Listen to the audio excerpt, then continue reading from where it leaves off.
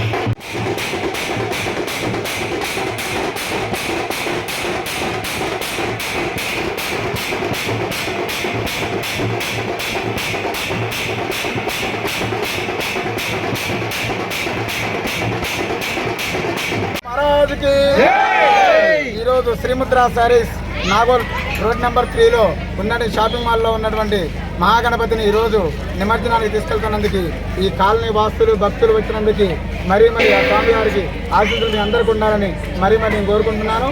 ప్రతి ఒక్కరు కూడా ఈ శోభయాత్రని సంతోషంగా దిగ్విజయం చేయాలని ప్రతి ఒక్కరిని మీడియా వాళ్ళని, మా కస్టమర్స్ని, తర్వాత మా వర్కర్స్ని, దాంతోపాటు మన పక్కన శ్రీముద్రా శారీస్కి నియర్ బై ఉన్నటువంటి పోలీస్ శాఖ వాళ్ళందరూ కూడా మాకు చాలా సహకరించారు.